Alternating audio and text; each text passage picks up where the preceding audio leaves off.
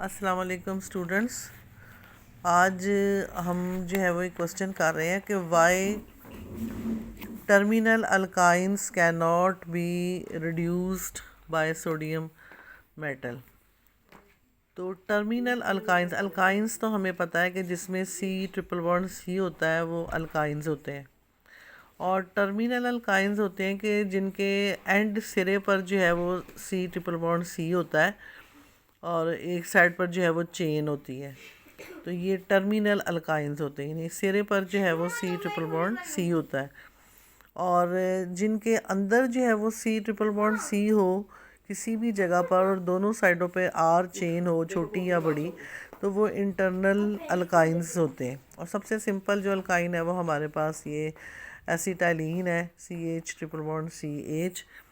तो ये जो है वो हमारे पास सबसे सिंपल, और हमने हिब्रिडाइजेशन पढ़ी हुई है और हमें पता है कि जो ट्रिपल बॉन्डेड कार्बन होता है वो sp हिब्रिडाइज्ड होता है। ठीक है, ट्रिपल बॉन्डेड कार्बन sp हिब्रिडाइज्ड होता है, और sp हिब्रिडाइज्ड कार्बन जो है दिस इज़ मोर इलेक्ट्रोनेगेटिव, क्योंकि इसमें s कैरेक्टर 50% होता है, मोर s कैरेक्टर होता है इसके अंदर। तो sp hybridized carbon is more electronegative as compared to sp2 hybridized carbon, and sp2 hybridized carbon is more electronegative than sp3 hybridized carbon. So sp hybridized carbon is more electronegative.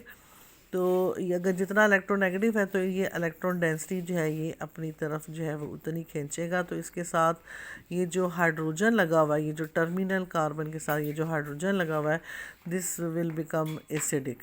ठीक है, और इसी तरह से ये एसिटाइलिन में क्योंकि दोनों साइडों पे हाइड्रोजन है तो these are the acidic hydrogens. अब ये जो इंटरनल आपके पास बॉन्ड है, इंटरनल जो अल्काइन है, इसमें देखिए इन दोनों कार्बन के साथ हाइड्रोजन्स नहीं होते हैं। तो यहाँ पर इसका मतलब है कि एसिडिक हाइड्रोजन्स नहीं है।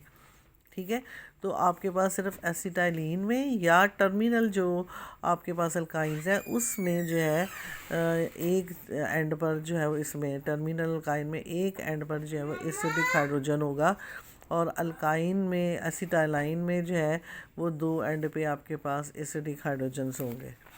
ठीक है, तो अब ये जो एसिडिक हाइड्रोजन है दिस इज़ द रीज़न कि that can not be reduced by the sodium metal.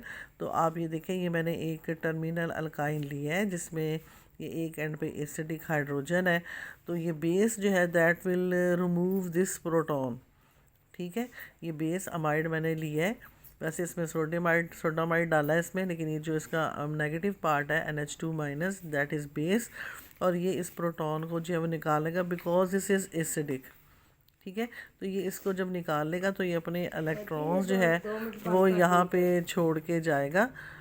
तो यहाँ पर ये दो इलेक्ट्रॉन्स जो है वो जो है वो हमारे पास आ जाएंगे और माइनस चार्ज इसके ऊपर आ जाएगा, और ये हमारे पास कार्बनाइन जो है वो बन जाएगा। This is carbanion.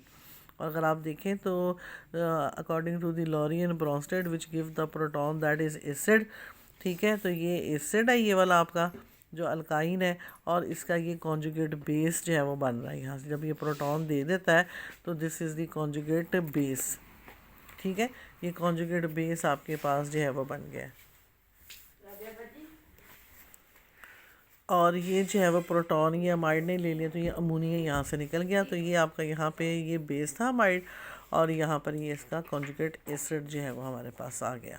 ठीक है, और नेक्स्ट जो है जो आपका सोडियम इसके अंदर आइंस है, वो सोडियम आइंस जो है वो फिर इसके साथ ये इलेक्ट्रोस्टैटिक अट्रैक्शन, तो ये दोनों जो है ये सोडियम जो है इसके साथ ये देखें इसके साथ ये बॉन्डिंग हो जाती है इलेक्ट्रोस्टैटिक, तो दैट इज़ सोडियम एसिटालाइड हमारे पास बन जाता है। ये एसिटालाइड हमारे पास बन गया। ठीक है, और यहाँ पर जो है ये मैंने लिया है जिसमें एक इंटरनल अल्काइन है और जिसमें एसिडिक हाइड्रोजन्स नहीं है। तो अगर आप इसको सोडामाइड के साथ जब आप ट्रीट करेंगे तो ये रिएक्शन नहीं होगा, क्योंकि यहाँ पे वो एसिडिक प्रोटॉन्स ही नहीं है जिनको बेस निकाल सके।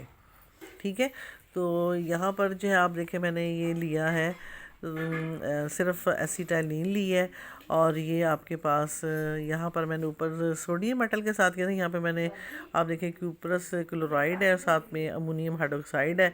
तो यहाँ पर क्योंकि एसिडिक हाइड्रोजन है तो ये यहाँ से निकल जाएंगे और ये आपके पास जो है दोनों साइडों पे, क्योंकि दोनों साइडों पे है ना ये एसिडिक हाइड्रोजन है, दोनों साइडों पे मेटल आ जाएगा कॉपर, तो ये कॉपर एसिटालाइड हमारे पास बन जाएगा।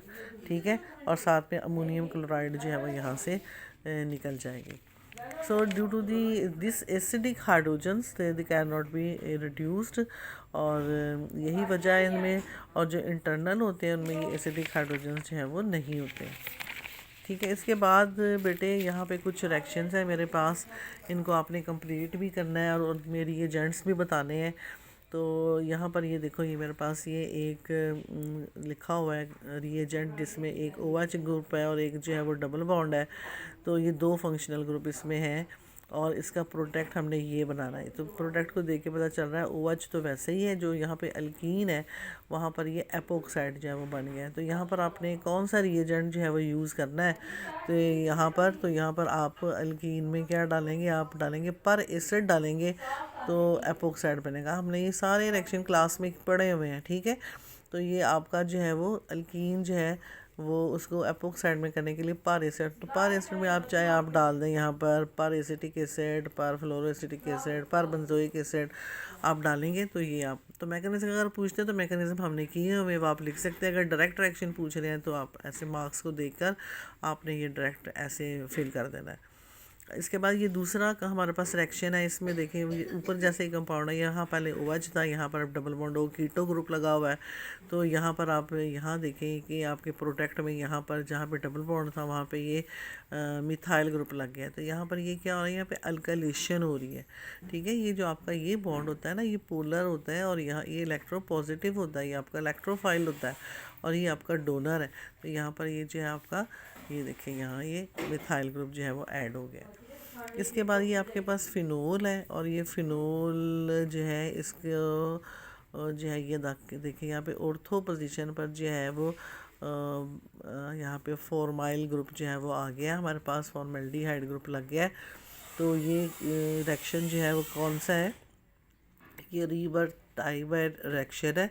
इसमें क्लोरोफॉर्म और सोडियम हाइड्रोक्साइड आपने इसको मैकेनिज्म के साथ किया हुआ है, आप ये कर सकते हैं। ठीक है, तो क्लोरोफॉर्म और बेस कैटलाइज रिएक्शन है यहाँ पर, तो यहाँ फॉर्माइलेशन हो जाएगी और ये स्पेशली है फिनोल्स की फॉर्माइलेशन के लिए ये रिएक्शन है।